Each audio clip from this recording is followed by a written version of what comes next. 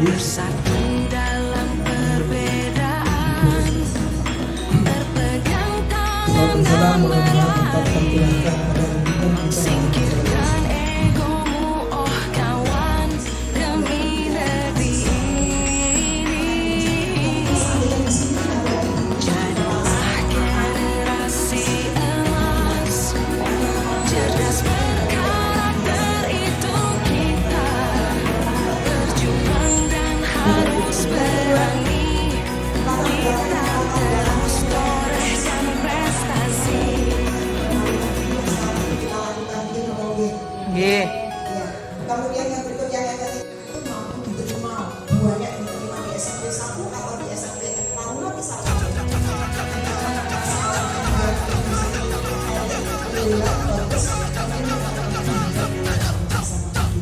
Kita belajar Pancasila, kita bernafas dalam sila-silanya. Kita belajar Pancasila, ayo kita jaga untuk Indonesia.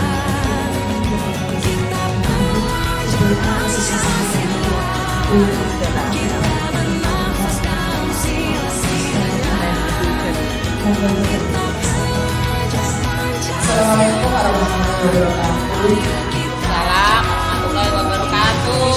Terima kasih waktunya Bu Irma yang sudah diberikan kepada saya, teman-teman, Ibu Kepala Sekolah yang kebetulan ada acara tidak bisa hadir hari ini. Saya ada sedikit ilmu yang harus dibagikan kepada teman-teman, mudah-mudahan bermanfaat. Jadi ada 6 materi yang harus kita bagi. Jadi saya bagi dengan kebetulan TKP-nya ada 2, saya dengan Bu Irma. Jadi kita bagi, saya 3, Bu Irma 3. Mudah-mudahan bisa diterapkan di lembaga kita menjadi lebih baik. Amin Bu G. Lanjut.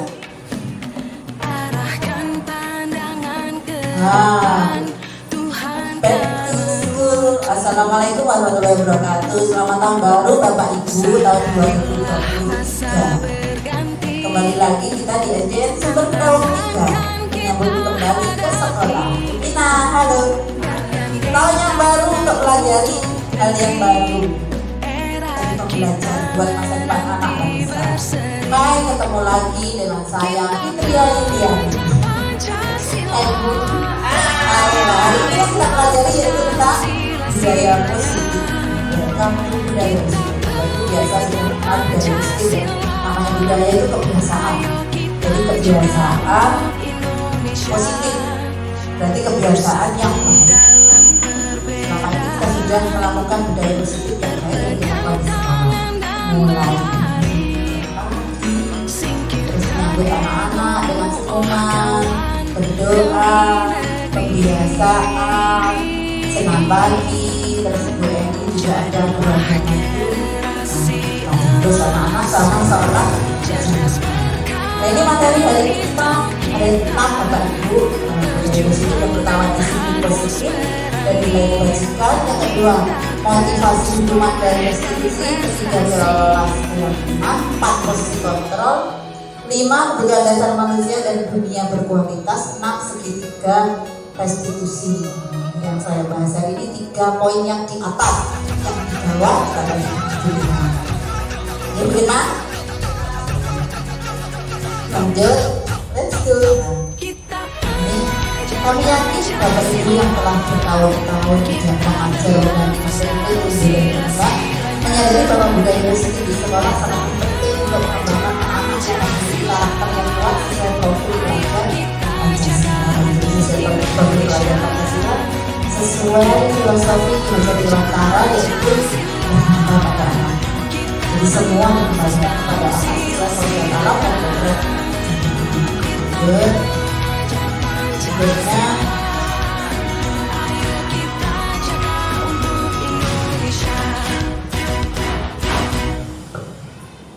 dalam rangka menciptakan budaya positif, penerapan disiplin positif dipraktekkan untuk menghasilkan murid-murid yang berkarakter. Jadi murid-murid yang berkarakter dari budaya positif muncul disiplin positif yang berkarakter. Disiplin, santun, jujur, peduli, dan bertanggung jawab dalam menjalankan pekerjaannya. Seorang pemimpin sekolah yang berjiwa kepemimpinan serta dapat mengembangkan sekolah dengan baik, yaitu dengan menciptakan lingkungan yang positif sehingga terwujud suatu budaya yang positif. Demikian juga dengan warga sekolahnya. Setiap guru dan tenaga kependidikan memiliki kompetensi standar minimal di mana mereka memiliki kesamaan visi serta nilai-nilai kebaikan yang tinggi. Jadi kita punya visi yang baik untuk anak-anak untuk menumbuhkan karakter. Jadi karakter itu ditumbuhkan mulai dari tadi masih contoh salam sapa. Guru ini tidak terlalu mesem mulai teman itu ya namanya senyum salam sama Bu ya. Jadi katanya guru didukung lagi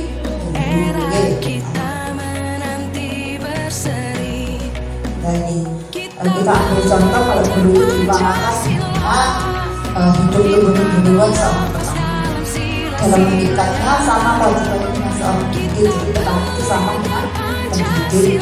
Jadi kita itu sebagai petani, jadi tumbuh kembangnya tanaman itu disesuaikan bagaimana petani itu memperlakukan dirinya. Beruji, jadi bagaimana memperlakukan dirinya. Yang menanam padi misalnya hanya dapat menanamkan tumbuhnya padi, yang dapat memperbaiki kondisi tanah, memelihara tanaman padi, memberi pupuk dan air, membasmi ulat-ulat atau jamur-jamur yang mengganggu tanaman padi dan lain sebagainya. Itu tugasnya. Jadi kita tugasnya adalah sama dengan kita sebagai petani, bagaimana tanaman itu bisa tumbuh dengan subur.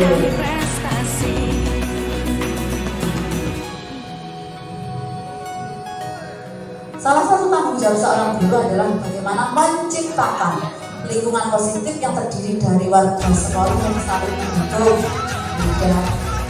saling belajar, saling bekerja, sama sehingga tercipta kebiasaan-kebiasaan yang baik. Dari kebiasaan-kebiasaan baik akan menjadi karakter-karakter baik warga sekolah. Kebiasaan-kebiasaan itu dari disiplin, hanya menjadi disiplin adalah karakter baik dari anak-anak yang dimulai dari seluruh warga. Jadi tidak hanya ditetapkan anak-anak yang ada di situ, tetapi dimulai juga dari rumah, karena dunia sebenarnya adalah sebagai seorang pengasuh. Disiplin ini adalah untuk dirinya sendiri, jadi dijawab sendiri. Mari kita bertanya pada diri kita sendiri, bagaimana kita berperilaku? Silakan dijawab pada hatinya masing-masing. Apakah kita melakukan sesuatu karena adanya dorongan dari lingkungan atau dorongan orang lain? Kadang-kadang, jadi ada yang dari diri sendiri, dari dorongan orang lain. Pernahkah Anda melakukan sesuatu untuk mendapatkan senyuman atau pujian dari orang lain? Pernah lupa? Pernah. Dan dia sedih. Dan tidak disemuti, itu berarti senang. Tidak dikomong. Untuk mendapat hadiah atau untuk mendapatkan uang, itu ya betul, mendapatkan uang. Uang kalau kita gaji ya, jadi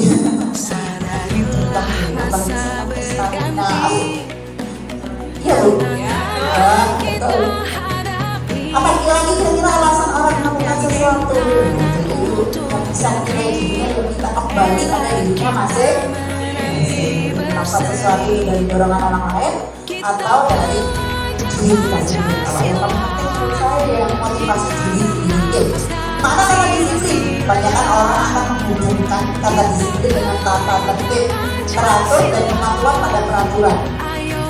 Kata disiplin juga sering dihubungkan dengan hukuman, padahal itu sungguh berbeda. Karena belajar tentang disiplin positif tidak harus dengan memberikan hukuman. Justru itu adalah salah satu alternatif terakhir dan kalau perlu tidak dihubungkan sama sekali. Jadi bagaimana disiplin tentang terlambat ini, tentang terlambat, itu masuk ya Bapak.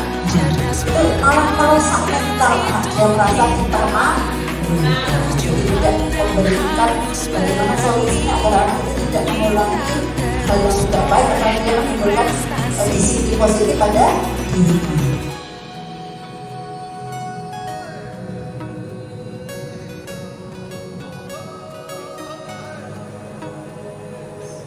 Kalau di sini semua sudah budaya disiplin. Saya rasa tuh di sini dalam budaya kita, makna kata disiplin dimaknai menjadi sesuatu yang dilakukan seseorang pada orang lain untuk mendapatkan kepatuhan. Kita cenderung menggunakan kata disiplin dengan tidak menggunakan. Jadi kalau disiplin maknanya menggunakan diri.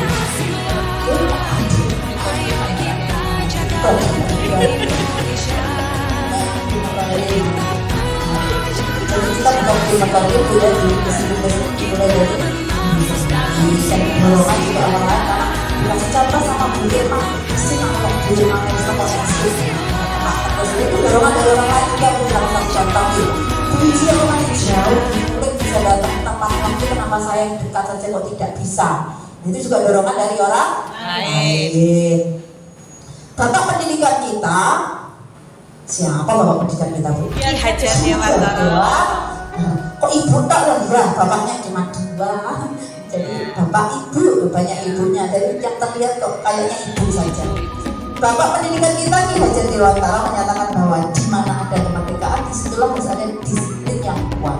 Sungguh pun disiplin itu bersifat self-disiplin, yaitu kita sendiri yang mewajibkan kita dengan sekeras-kerasnya, tetapi itu sama saja. Sebab kalau kita tidak cakap melakukan self-disiplin, wajiblah penguasa lain mendisiplinkan diri kita, dan peraturan demikian itulah harus ada di dalam suasana yang merdeka. Kalau diri kita sendiri tidak bisa mendisiplinkan kita, akhirnya kita dibuat peraturan agar disiplin. Salah satu stamina, jam 7, pulangnya jam 2. Itu penguasa. Saya rasa di sini semua sudah self-disiplin semua. Di situ Ki Hajati Watara menyatakan bahwa untuk mencapai kemerdekaan atau dalam konteks pendidikan kita menciptakan murid yang terbuka, tidak tertekan dulu, tidak bisa takut, jadi datang ke sekolah itu dengan senang hati, legowo. Syarat utamanya adalah harus ada disiplin yang kuat. Disiplin yang dimaksud adalah disiplin diri yang memiliki motivasi internal dari motivasi dari dirinya. Bagi anak-anak semangat, aku ingin ketemu Frida, aku ingin ketemu Wiji, terus rasa senang masuk kelas, alhamdulillah layak kelas begitu. Karena hasil karya anak-anak merasa dirindukan anak-anak. Memerlukan pihak lain untuk mendisiplinkan, maka kita kalau tidak memiliki internal, kita bisa disiplinkan oleh orang lain. Contohnya itu tadi, jadi kita buat kalau saat itu kita buat peraturan kelas gitu, ini berangkat jam 7, anak-anak pulangnya jam 12:30. Itu mendisiplinkan dari eksternal, karena berasal dari luar, bukan dari dalam diri. Tetap ini karena kita filosofinya pakai tahadir ya, jadi kita tahadir terus karena beliau adalah bapak pendidikan. Mahasiswa itu jawabannya orang mengatasi taklim, kuat, poso, mandiri, dialog.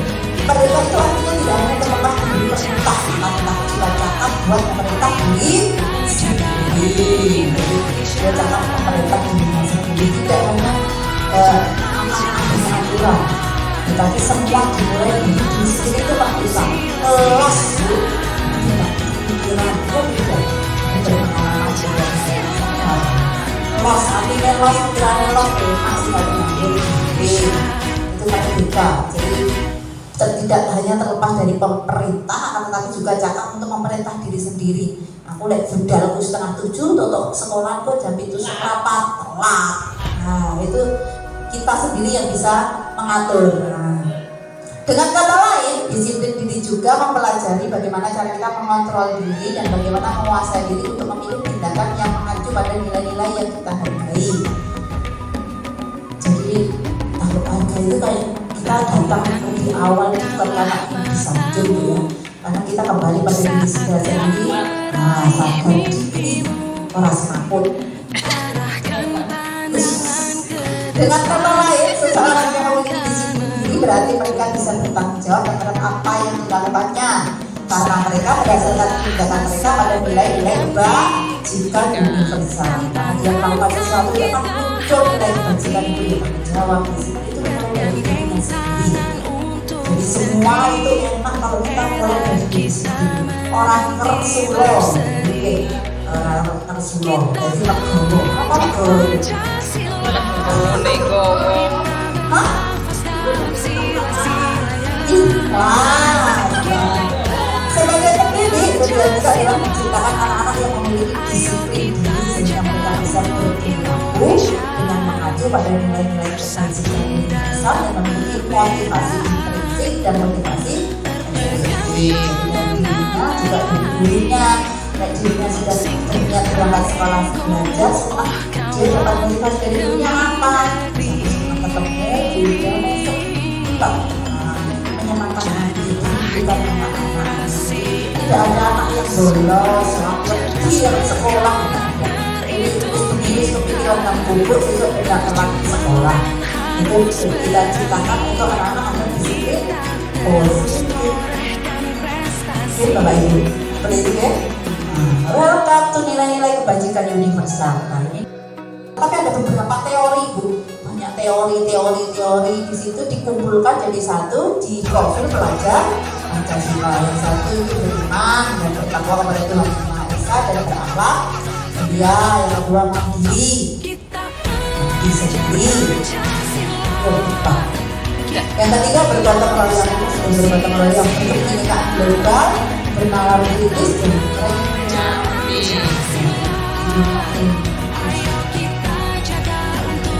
nanti kalau masuk eksternal iya kalau sudah langsung saya juga ini caranya baik belajar ini cenderung nilai bangsa itu seperti itu jadi tidak ada yang merasa macamnya wong pinter rendah ya. Jadi kita mulai dari diri sendiri, dibuang sifat eleknya gitu.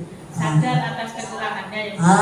Sadar diri. Jadi kita bisa menilai, oh itu bagus, bisa kita tiru, contoh.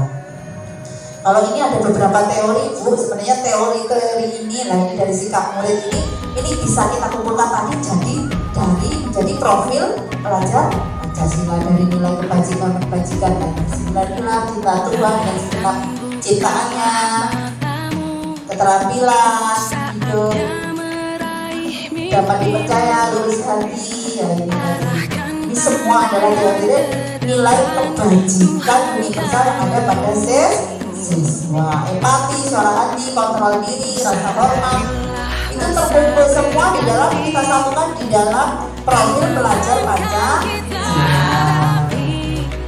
Sekarang berikutnya motivasi perilaku manusia. Dia tertulis dalam bukunya Restrukturis di situ menyatakan ada 3 motivasi perilaku manusia. Yang pertama untuk menjadi ketidaknyamanan. Ya, itu tadi ya, ketidaknyamanan menjadi faktor. Iya kan? Jadi tidak dikomati. Makanya lirik tombol nggak ngomong ini lirik toh, lirik. Yang kedua untuk mendapatkan imbalan atau penghargaan dari orang lain. Imbalan. Itu penghargaan kamu bukan tidak hanya wah, tapi kok bisa datang tepat waktu. Bukan hanya sekedar hadiah. Kalau hadiah nanti minta ke bapak dan sebenarnya apa aku masuk. Yang ketiga untuk menjadi orang yang mereka inginkan dan menghargai diri sendiri dapat cepat dengan nilai-nilai yang mereka percaya. Jadi nilai-nilai positif itu memunculkan kebajikan. Jadi motivasi itu kalau yang paling penting ya ini kalau menurut saya yang nomor 3 nilai untuk menjadi orang yang mereka inginkan dan menghargai diri sendiri dengan nilai-nilai yang mereka kalau di sini hebat-hebat semua Bapak Ibu. Dan berikutnya ini materinya itu buku market konsekuensi penghargaan dan konstitusi. Ini sebenarnya kalau jadi 5 lebih lengkapnya. Kalau saya hanya menjelaskan sekitar apa itu hukuman. Kalau tadi ada perbandingan 5 itu ada institusi bagaimana menyelesaikan. Dan institusi ini juga saya belum sebenarnya juga belum pernah saya lihat. Jadi dari itu banyak sekali ilmu yang kita dapatkan. Ini ada sebuah kasus IVA kurang menguasai pelajaran matematika, sehingga pada saat pelajaran tersebut berlangsung dia lebih banyak berdiam diri atau menggambar di buku. Ini saya mau ke tengah tidak bisa dulu kabelnya soalnya pendek. Pada saat guru matematikanya Pak Seno menanyakan pertanyaan, IVA menjadi gugup dan tak sengaja menjatuhkan tasnya dari kursi, serta tiba-tiba menjadi gagap pada saat berupaya menjawab. Seluruh kelas pun tertawa melihat perilaku IVA yang bicara tergagap dan terkejut tersebut. Pak Sena pada saat itu membiarkan teman-teman IVA menertawakan IVA yang tergagap dan malu luar biasa, dan malahan minta IVA untuk maju ke depan dan berdiri di depan kelas sambil menunjuk hidungnya. Karena tidak bisa menjawab pertanyaan Pak Seno, kelas makin bodoh dan anak-anak pun tertawa melihat IVA di depan kelas memegang hidungnya. Jadi salah satu kasus banyak kasus yang kita tangani di dalam kelas sebenarnya. Ini salah satu contoh. Apakah Anda setuju dengan tindakan Pak Seno terhadap IVA? Setuju apa enggak itu? Tidak setuju. Mengapa? Mempermalukan siswa. Jadi siswa itu juga punya harga diri ya. Menurut Anda tindakan Pak Seno terhadap IVA adalah sebuah hukuman atau konsekuensi? Bukan konsekuensi. Kalau konsekuensi sesuatu yang sudah disepakati itu seperti itu.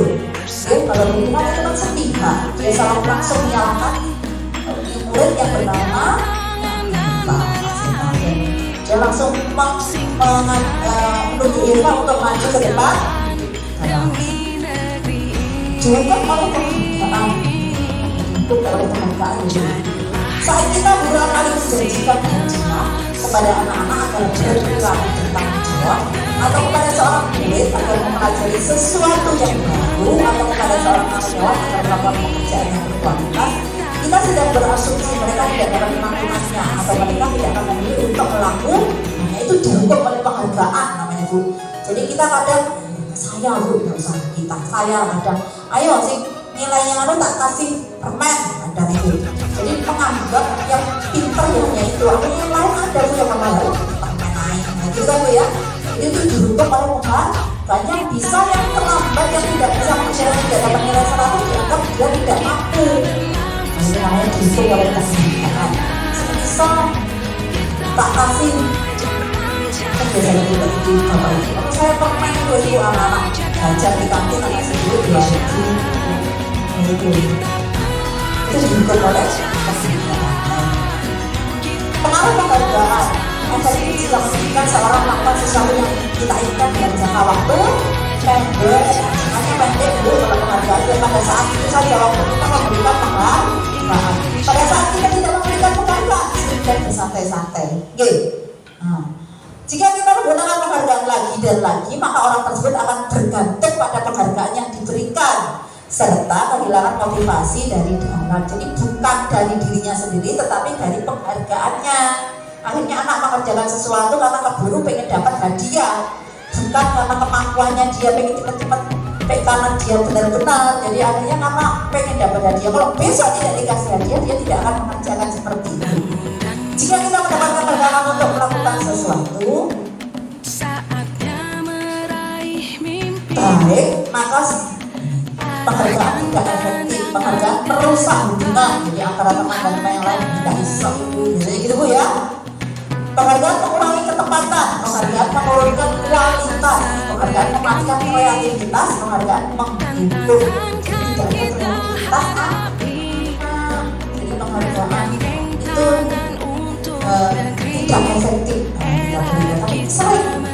Saya lakukan pada ibu itu sebelum mengenal keyakinan kelas dan pasti dan setelah itu setahun kita tidak akan melakukan seperti itu. Ini restitusi. Restitusi itu pendekatan untuk menciptakan disiplin positif. Nanti akan disampaikan oleh Bu Irma Bu bagaimana restitusi itu ada tiga restitusi. Contohnya bagaimana itu akan disampaikan oleh Bu Irma. Restitusi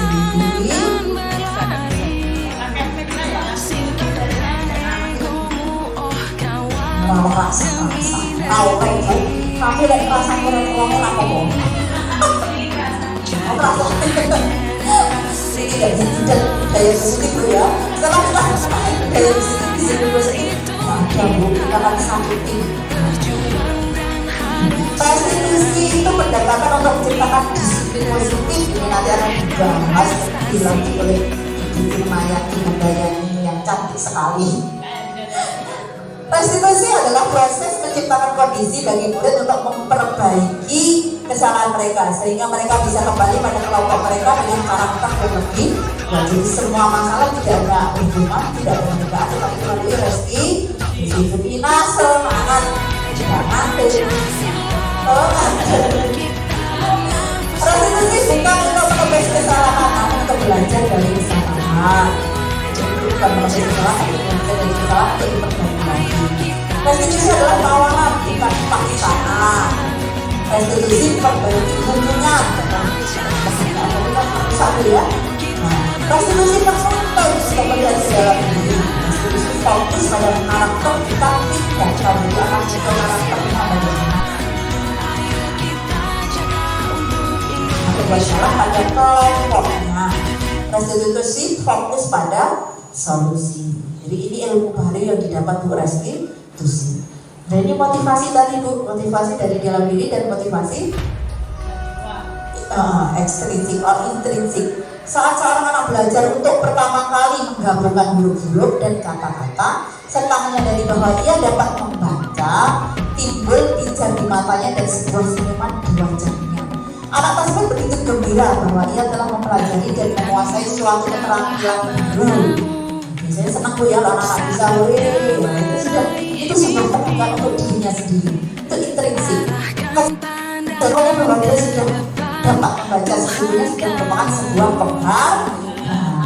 Jadi dia sudah mampu membaca, dia mengerjakan sesuatu dengan baik sesuai dengan yang ditugaskan. Itu penghargaan untuk dirinya tanpa harus dimotivasi dari kita oleh sebuah banggaan. Jadi itu intrinsik. Jika kita memberikan penghargaan kepada seorang anak pada saat dia sedang merasa bangga dengan pencapaiannya sendiri, maka kita akan mengambil kegembiraan yang saat itu sedang dirasakan secara alamiah. Itu adalah hasilnya sendiri, tetapi kita akhirnya memberikan imbalan. Jadi secara alamiah dia kita mengambil kebahagiaannya. Setelah membuat hasil jadi alamiah sendiri, karena hasilnya sendiri. Silakan Bapak Ibu Guru untuk memikirkan tindakan yang dilakukan kepada siswa dalam penyelesaian kasus antara hubungan, konsekuensi, penghargaan, dan restitusi. Sampai sini ada yang mau bertanya Bu, Pak? Alhamdulillah. Menyenangkan hati saya itu bagian dari yang dibagikan sama ayo dibuat hati saya itu diberi sibuk berapa hal. Nah selanjutnya yaitu kita akan belajar tentang keyakinan kelas Bu. Nah ini juga ilmu baru yang baru dapat saya dengar. Kalau biasanya kita peraturan kelas, kalau kemarin kita ada kesepakatan, lalu kesepakatan anak-anak itu kita buat keyakinan kelas yang dapat memunculkan karakter anak. Itu keyakinan kelas. Kita memunculkan dibuat dari anak kembali ke anak sendiri. Jadi motivasi intrinsiknya. Mengapa keyakinan kelas? Mengapa tidak melalui kelas saja? Kelas itu sama-sama kalau satu kita yang menang bahwa mengapa adanya keyakinan kelas penting untuk memberikan sebuah keyakinan positif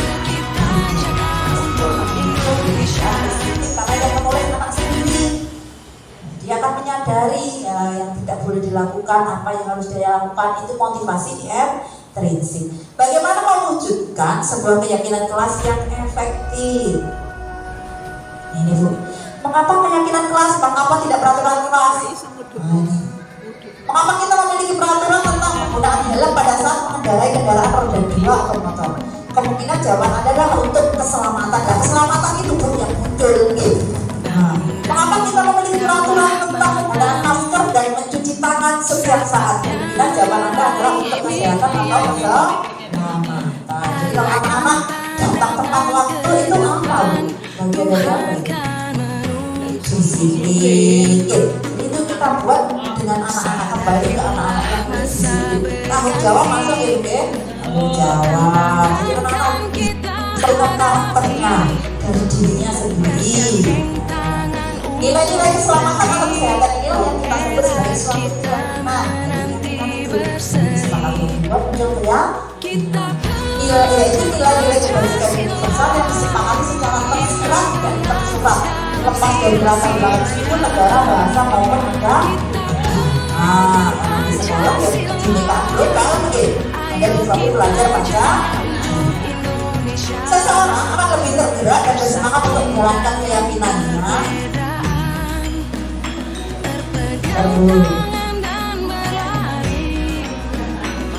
Kalau mau izin deh, nah itu salah satu contoh. Disuruh. Oh,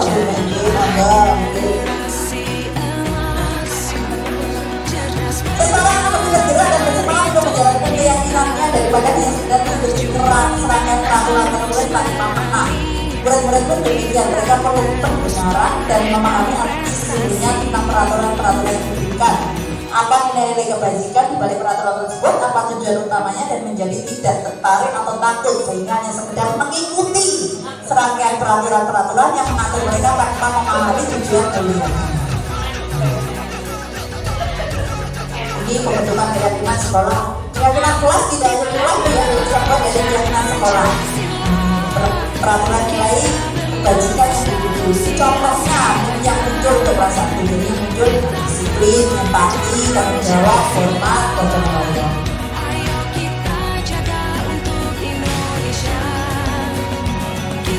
Contoh yang dalam tampak dan tidak tampak. Tapi dalam itu kita saya sampaikan mudah-mudahan bisa bermanfaat untuk Bapak Ibu semua.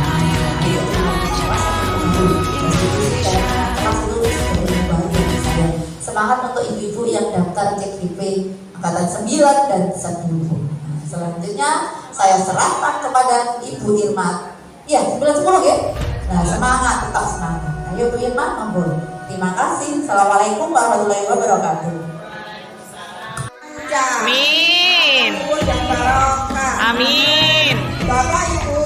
Terima kasih. Bapak Ibu.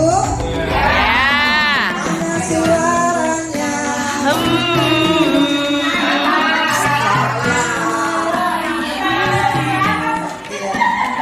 Bapak Ibu.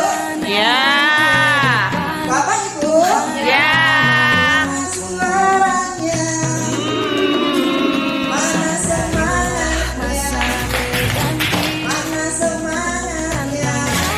Mana semangatnya? Terima kasih untuk Bapak Ibu semuanya. Baik Bu. Assalamualaikum warahmatullahi wabarakatuh. Terima kasih Bapak Ibu yang sudah menyempatkan waktunya. Sekali lagi terima kasih banyak hadirnya Bapak Ibu di sini. Ini juga salah satu budaya positif yang sudah kita terapkan.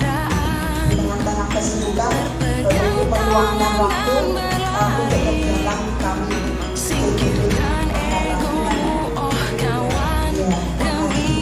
Di tengah-tengah kesibukan, paling tidak kan harus mengorbankan hal untuk yang kegiatan yang lain, gitu ya. Nah, itu sebabnya.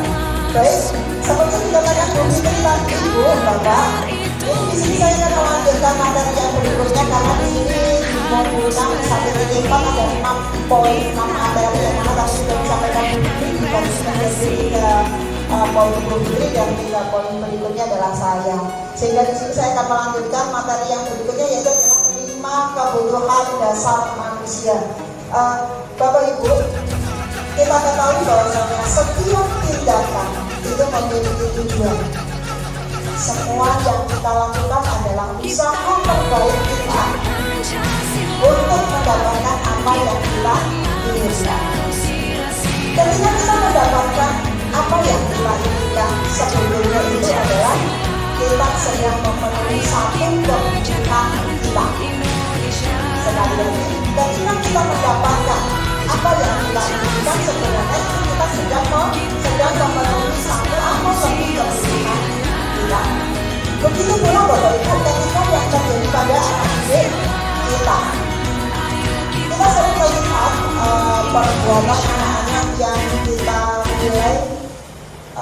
kita nilai itu adalah nakal, yang kita nilai itu adalah tidak wajar, yang kita nilai itu kurang bagus, itu sebenarnya anak didik kita itu sebenarnya juga sedang memenuhi satu kebutuhan yang belum dapat dia penuhi.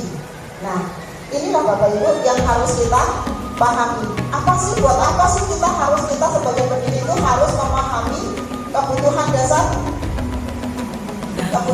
manusia. Nanti kita akan ketemu Bapak Ibu. Kebutuhan yang pertama yaitu kebutuhan bertahan hidup. Kebutuhan bertahan hidup di sini sifatnya adalah fisiologis, biologis, dan yang terakhir adalah psikologis. Di mana fisiologis itu berhubungan dengan kesehatan, kemudian berhubungan dengan papan, pangan, sandang, begitu istilahnya orang Jawa ya. Itu fisiologis. Kemudian kebutuhan biologis itu berhubungan dengan perkembangan keturunan dari hilang. Kemudian yang psikologis itu adalah kebutuhan akan rasa nyaman, akan rasa nyaman kita. Itu adalah kebutuhan dari kebutuhan hidup dasar hidup yang pertama. Yang kedua yaitu kebutuhan akan kasih sayang dan rasa diterima.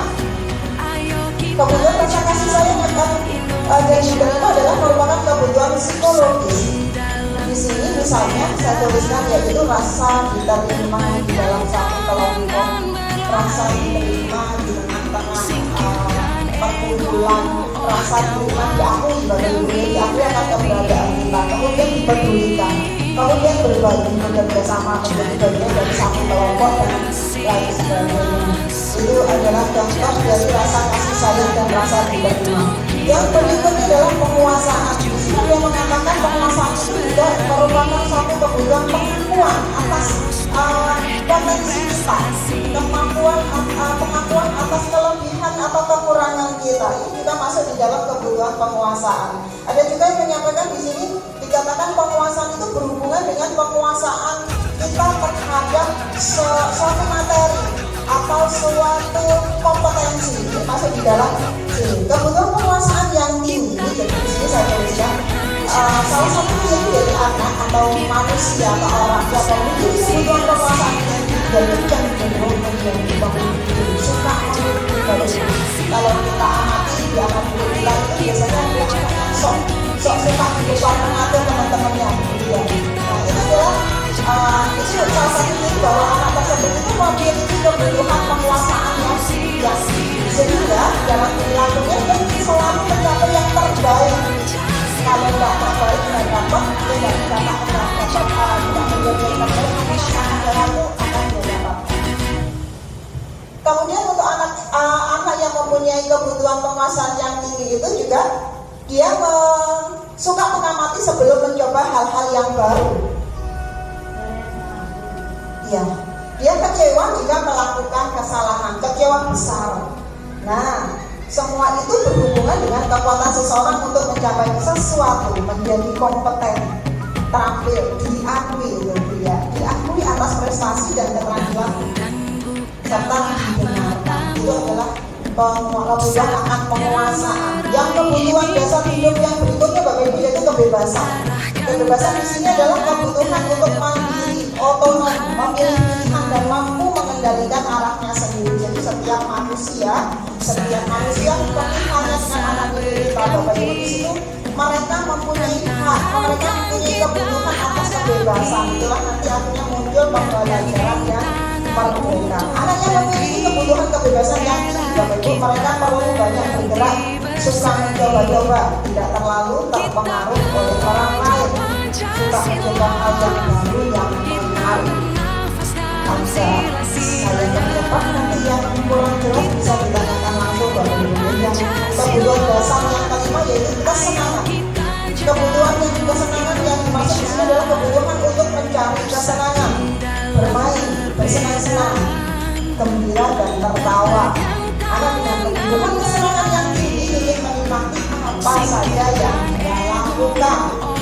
Biasanya salah satu ciri anak yang mempunyai kebutuhan kesenangan yang tinggi dia berkonsentrasi tinggi, jadi konsentrasinya dia tinggi untuk hal-hal yang dia senangi. Kemudian suka permainan, mengoleksi barang-barang, suka bergurau menuju mengemaskan, bahkan sampai pada saat berperilaku buruk pun masih terlihat lucu. Kalau kita ingat Bapak Ibu, kita kadang-kadang kita pernah melihat anak-anak di mana salah satu anak didik kita itu dia sih tetap melucu meskipun dia melupakan melakukan kesalahan gitu ya. Kadang-kadang kita gemes gak sih kalau gitu ya?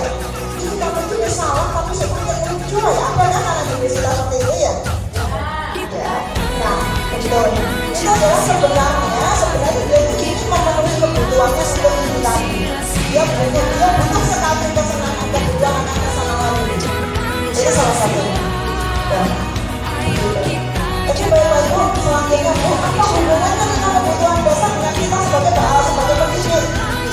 Nah, ini Bapak Ibu, semua penting kita mengetahui kebutuhan dasar murid-murid kita agar kita memahami alasan dibalik sikap dan perilaku yang mereka lakukan. Ini salah satu dari setiap anak tadi sudah berulang saya sampaikan bahwa setiap tindakan itu mempunyai tujuan, sehingga jika ada anak didik kita yang melakukan hal yang bertentangan dengan nilai-nilai kebajikan Bapak Ibu, maka di situ kita harus memahami, jangan dulu kemudian buru-buru kita menjudge anak itu, oh arek ini nakal, arek ini tambeng dan yang lain-lain. Tapi cobalah kita dekati, sebenarnya anak ini sedang memenuhi apa sih kebutuhan apa yang akan dia penuhi.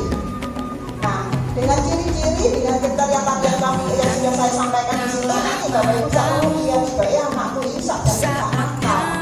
Dia hanya butuh perhatikan, dia hanya butuh dikasih disayangi, dan memang begitu. Nah, ini ternyata kebutuhannya satu kebutuhan yang dia tidak terpenuhi dan akhirnya dia melakukan hal-hal yang bertentangan dengan nilai kebajikan. Yang kedua, jika betul berperilaku buruk atau melanggar peraturan sehingga tindakannya tidak sesuai dengan nilai-nilai kebajikan, maka perlu harus mencari tahu, sudah saya sampaikan ya.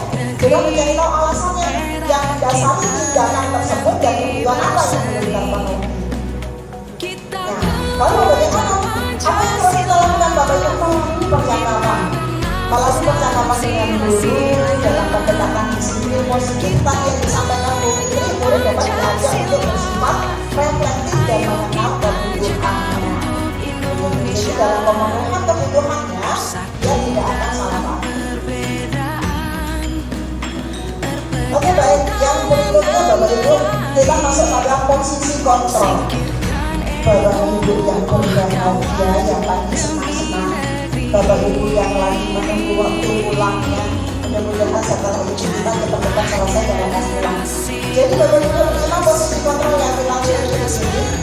Jadi ketika kita menyelesaikan suatu permasalahan atau ketika kita menghadapi sebuah permasalahan dimanapun permasalahan dalam bentuk apapun, sebenarnya kita mempunyai 5 posisi kontrol. Apa saja itu? Yaitu 1 penghukum, 2 membuat rasa bersalah, kemudian 3 sebagai teman, yang keempat pemantau dan manajer. Kemudian hubungannya apa Bu dengan anak didik kita? Hubungannya apa Bu dengan kita sebagai pendidik? Hubungannya apa Bu dengan saya sebagai orang tua? Hubungannya apa Bu dengan saya sebagai teman? Ini banyak sekali Bapak Ibu kita cek ini berikutnya. 5 posisi kontrol ini Bapak Ibu sebenarnya adalah 5 posisi yang mana yang terbaik yang harus kita lakukan ketika kita menyelesaikan berbagai permasalahan, baik itu permasalahan dengan teman, dengan anak buah, dengan anak didik, dengan anak-anak kita di rumah. Nah, 5 posisi kontrol ini lagi yang kita coba. Yang seperti saya sampaikan tadi, ada penghubung, ada pembuat rasa bersalah, ada teman, ada pemantau, ada manajer. Ketika kita menempatkan diri posisi kita sebagai penghubung, di sini saya tuliskan di situ, wah tidak kelihatan nih. Di situ ciri-ciri penghukum itu adalah suka menghardik. Jadi ketika marah, jadi begitu ada permasalahan ke anak-anak, kita langsung marah nih ke anak didik kita, ke anak-anak kita, ke teman kita, atau siapa saja yang kita anggap membuat masalah tadi. Kita marah, kita melotot, kita ngomong dengan intonasi yang tinggi, diikuti dengan gerakan-gerakan tubuh yang seperti menghardik begitu. Biasanya mata melotot dari begitu. Itu telungkup, maaf, itu penghukum. Kemudian bagaimana dengan rasa yang bersalah? Rasa bersalah, posisi kontrol yang pada rasa bersalah atau pembuat rasa bersalah ini mereka sering berceramah Bapak Ibu dan mengatakan kalimat-kalimat dengan lembut, ya, dengan lembut. Kemudian sebagai teman dia juga ketika memposisikan diri sebagai teman, dia membuatkan alasan-alasan untuk si pembuat masalah tadi sekiranya terlihat sehingga terlihat kita atau posisi antara kita dan dia itu sebagai teman. Kemudian sebagai pemantau di sini kita sebagai pendidik itu selalu menghitung berdasarkan data. Jadi ternyata kita sudah ketahuan biasanya contohnya terhadap suatu perilaku, suatu peraturan atau tata tertib atau keyakinan itu setelah kita melakukan kesalahan, biasanya kita ikuti. Setiap harinya kita ikuti ini kapan-kapan hari dia sudah berbuat salah, dia benar atau enggak? Dia janjinya benar enggak? Hari ini dia berlaku benar enggak? Dia memantau enggak? Dia memantau terus, mengikuti terus perkembangan itu sebagai pemantau. Kemudian sebagai manajer di sini kita mengajukan pertanyaan di sini sebenarnya saya bedakan dari penghukum sudah sangat jelas apa yang dikatakan Bapak Ibu guru atau kita sebagai posisi penyelesaian sebuah masalah, apa yang kita katakan, kemudian bahasanya kalimat apa yang kita ucapkan di sini sudah saya bedakan. Jadi ketika sebagai penghukum maka omongan-omongan atau kata-kata yang kita lakukan itu sepertinya menyampaikan ada sedikit ancaman. Awas ya kalau kamu tidak mengambil, awas kalau dibilang lagi ya. Jadi ada ancaman. Yang berikutnya dari hasil posisi penghukum ini, maka hasilnya adalah akan siswa atau anak yang membuat masalah itu akan memberontak, kemudian menyalahkan orang lain atas yang telah dia perbuat. Kemudian murid meletakkan diri itu di luar dunia berkualitas. Kenapa? Karena dia telah membuat dirinya menjadi tidak nyaman. Artinya dikatakanlah bahwa guru tadi bukan guru yang asik, bukan guru yang menyenangkan, bukan guru yang mau mengerti atau pengertian, sehingga diletakkanlah dia di luar dunia yang berkualitas. Kemudian dampaknya bagaimana? Ketika kita berposisi atau ada di dalam posisi penghukum, betul anak tadi takut Bapak Ibu ya, takut. Dia melakukan apa yang kita minta, tetapi dia melakukan itu dengan terpaksa. Kemudian pada saat itu saja, ini sifatnya sesaat. Itu ketika kita menyelesaikan sebuah permasalahan dengan memposisikan diri kita sebagai penghukum. Bagaimana dengan membuat rasa bersalah? Nah, ketika kita memposisikan diri kita sebagai pembuat rasa bersalah, maka dampak yang akan kita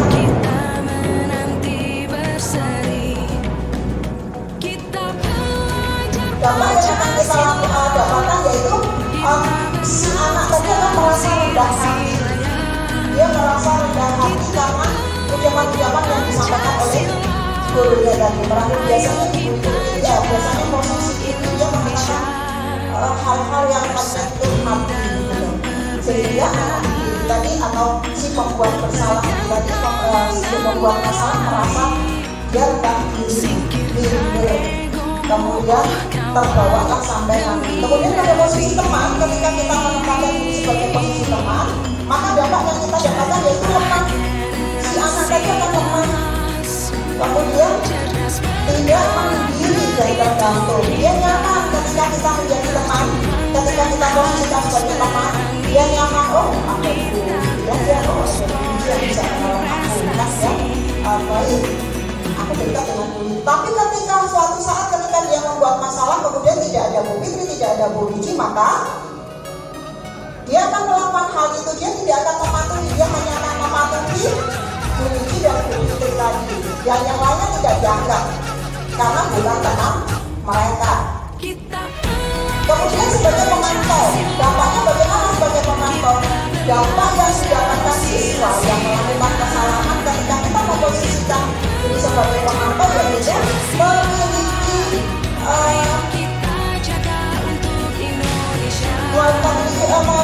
berat beratkan, menitikberatkan pada sanksi atau hadiah untuk dirinya. Jadi ketika nanti kalau kamu bekerja baik, kamu akan aku berperan. Kalau kamu bisa tidak melakukan kesalahan selama sekian lamanya, nah kamu akan mendapatkan bintang 5 misalkan. Jadi akhirnya nanti ketika si guru atau ketika saya, jika saya memposisikan diri saya sebagai pemantau, ketika saya tidak ada dan anak itu melakukan perbuatan kesalahan lagi, maka dia tidak bisa dikendalikan oleh yang lain. Bisa juga diulang lagi karena saya yang sudah membuat kesepakatan tadi sudah tidak ada di tempat. Yang berikutnya yaitu tentang ketika kita memposisikan diri sebagai manajer. Nah, yang terjadi apa ketika kita memposisikan diri kita sebagai manajer? Yaitu anak didik akan mengevaluasi. Jadi bisa mengevaluasi diri sendiri bagaimana cara memperbaiki dirinya. Itu ketika kita memposisikan diri kita sebagai manajer dalam menyelesaikan masalah anak didik kita. Sehingga Bapak Ibu, kita dikatakan gagal jika kita memposisikan diri sebagai penghubung ketika menyelesaikan masalah bersama anak-anak atau bersama teman kita atau bersama anak-anak kita. Jadi selama kita masih memposisikan diri sebagai penghubung, maka kita dikatakan gagal. Begitu juga sebagai membuat rasa bersalah teman dan pemantau. Mereka sama-sama merupakan indikator kegagalan. Karena apa? Karena motivasi yang didapatkan oleh anak-anak, jadi anak-anak tadi mau mematuhi kita, mau mematuhi peraturan, mau menyambut itu karena adanya ancaman, karena adanya menghargakan. Jadi di situ masih motivasi masih dari eksternal, sehingga dikatakan gagal, dikatakan berhasil dan sukses jika kita memposisikan diri kita sebagai manajer. Kenapa? Karena anak Indonesia di dalam manajer kita anak didik, kita bisa mengevaluasi, bisa mencari solusi dirinya sendiri. Karena apa Bapak Ibu, di dalam manajer itu ada restitusi. Jadi Bapak Ibu, jika kita menginginkan murid-murid menjadi manusia yang merdeka, mandiri dan bertanggung jawab, maka kita harus menjadikan murid seorang manajer untuk dirinya sendiri, sehingga dapat menciptakan lingkungan yang positif, nyaman dan aman.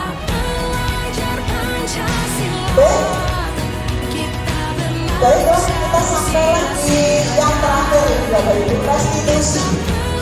Seperti yang dikatakan Bu Fitri tadi, restitusi itu adalah sebuah proses menciptakan kondisi bagi murid untuk memperbaiki kesalahan, sehingga mereka bisa kembali lagi pada kelompok dengan kondisi karakter yang lebih kuat. Jadi memperbaiki Bapak Ibu. Jadi proses menciptakan kondisi bagi murid untuk memperbaiki kesalahan sehingga dia bisa kembali ke kelompok dengan pribadi yang lebih kuat. Yang ada selama ini ketika seorang siswa itu sudah melakukan kesalahan, dia malu untuk kembali lagi bergabung dengan teman-temannya, dia malu. Mungkin apa mungkin? Jadi kenapa kok begitu? Karena yang kita lakukan keliru. Kita mempermalukan, begitu ya. Kita bukan membimbing dia, bukan membantu anak didik kita untuk mencari apa sebenarnya yang dia butuhkan, begitu. Ya. Baik Bapak Ibu, di sini saya akan langsung di dalam restitusi itu Bapak Ibu ada 3 tahapan. Di dalam restitusi itu ada 3 tahapan. Yang pertama yaitu menstabilkan apa?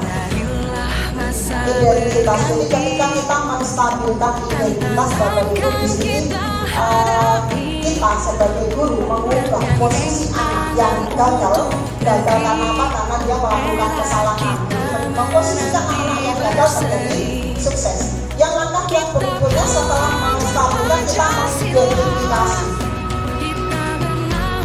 memvalidasi dulu ya. Validasi baru kemudian kita melakukan identitas sesuai dengan keyakinan mereka. Jadi di sini Bapak Ibu, ketika kita memvalidasi, ketika kita memvalidasi setelah kita sudah menstabilkan, kemudian kita validasi. Kita validasi masalahnya. Sebenarnya apa sih yang dia sebenarnya dia ingin memenuhi kebutuhannya masih gitu. Nah setelah itu nanti barulah ketemu. Oh ternyata dia ingin menyelesaikan, dia ingin memenuhi kebutuhannya yang ini. Disitulah baru kita hubungan dengan keyakinan yang telah diperbuat. Baik Bapak Ibu, kalau yang ini yang tadi sudah disampaikan Bu Yuni, jadi saya nggak perlu mengulang lagi, sehingga bisa dikatakan Bapak Ibu ini adalah salah satu contoh video saya ketika saya melakukan restitusi terhadap anak cucu saya. Di sini nggak bisa diputar, mohon maaf karena sinyalnya nggak nyampe. Jadi dia hujan, jadi mati di wifi-nya, jadinya nggak bisa putar. Ya bisa dilihat, lihat gambarnya saja. Ini program ketika saya menyelesaikan ini ada anak cucu saya yang sedang bermain ketika pada saat pelajaran. Kemudian di sini saya panggil ketika istirahat, jadi saya tidak mempermalukan mereka, langsung menekuk di depan kelas, menunjuk ngomong, ya pertama kita panggil solusinya, nanti istirahat ke kelas menerima jalannya. Kemudian di sini saya ngobrol-ngobrol, menanyakan karena tadi saya mendengar sesuatu yang kurang bagus. Apa itu? Saya nggak menanyakan dia apa, kira-kira tahu nggak kalau Bima panggil itu apa? Kok panggil Enggar, ini namanya Enggar. Saya panggil Enggar ke sini, kira-kira Enggar tadi ngapain? Iya Bu, tadi saya main. Jadi biarkan semua itu keluar dari mulutnya anak-anak kita sendiri. Saya main Bu. Oh iya, main. Nah di sini kemudian kita identitas dulu. Jadi di sini kemudian kita lakukan di sini bahwasanya yakinkan bahwa anak didik kita itu melakukan kesalahan bukan suatu hal yang buruk artinya. Kemudian tidak bisa diperbaiki, tidak. Wajar setiap orang melakukan kesalahan. Siapa saja bisa termasuk guru. Jadi tapi itu juga bisa kita benahi dan berikutnya menjadi lebih bagus. Itu awalnya dari kita bersangkutan. Kemudian kita lakukan validasi dari kita. Itu Bapak Ibu, dari saya jika ada yang mau ditanyakan, monggo jika tidak, alhamdulillah. Kemudian Bapak Ibu terima kasih sekali lagi atas undangan, atas kehadirannya di sini, perhatiannya. Sekali lagi jika ada salah dan kata dari apa yang sudah kami sampaikan, kami mohon maaf sebesar-besarnya. Terima kasih wabillahi. Wassalamualaikum warahmatullahi wabarakatuh.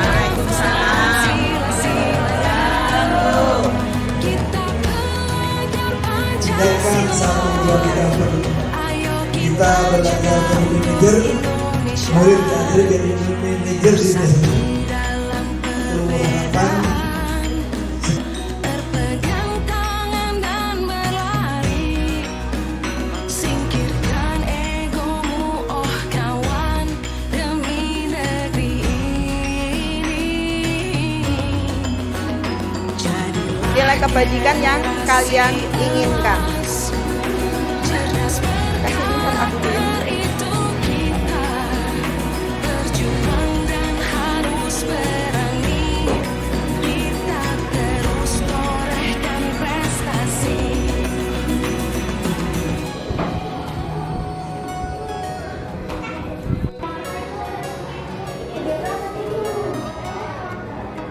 Kasih lihat Bu Irma. Apa yang kenapa? Kita belajar Pancasila.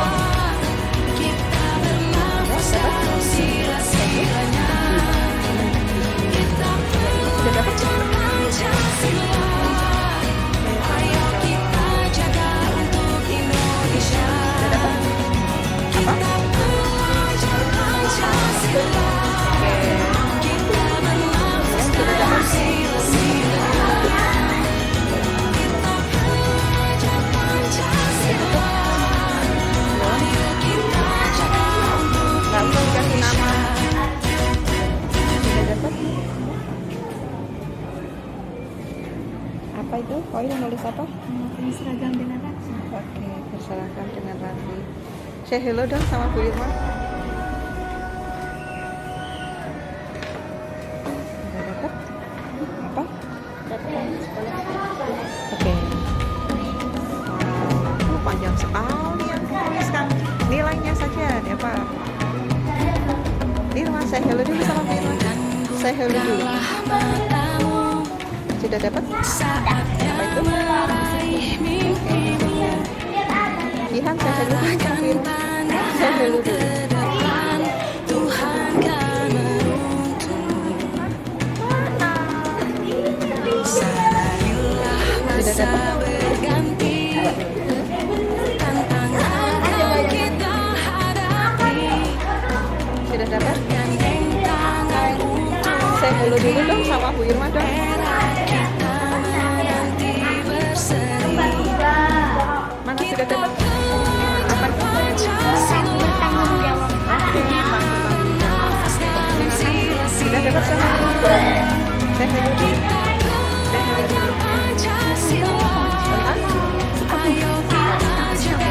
Nah, sikap yang bagaimana? Sudah dapat?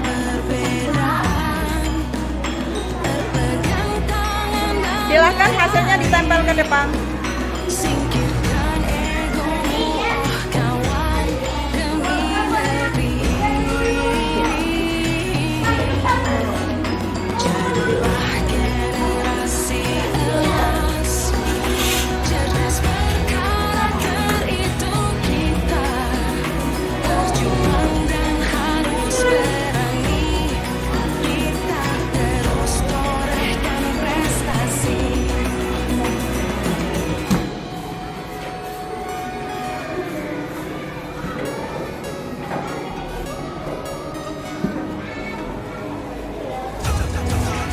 Yang bangku berikutnya boleh langsung nyambung di sebelahnya. Kita belajar Kasih ke sini. Nah, kita bernafas dalam sila-silanya. Kita happy. Tolong dong, tempelkan ke atas lagi. ayo kita jaga untuk Indonesia. Kita belajar Pancasila. Kita bernafas dalam sila-silanya. Kita belajar Pancasila. Oh, jatuh.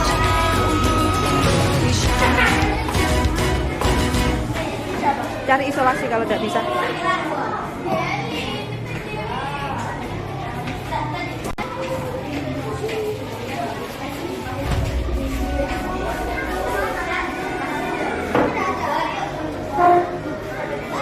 Nah.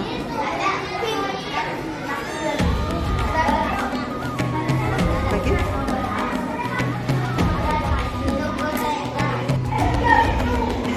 Bangun dan bukalah matamu, saatnya meraih mimpimu. Arahkan pandangan ke depan, Tuhan kan menuntun. Baik, terima kasih. Dua ulang lagi bahwasanya di depan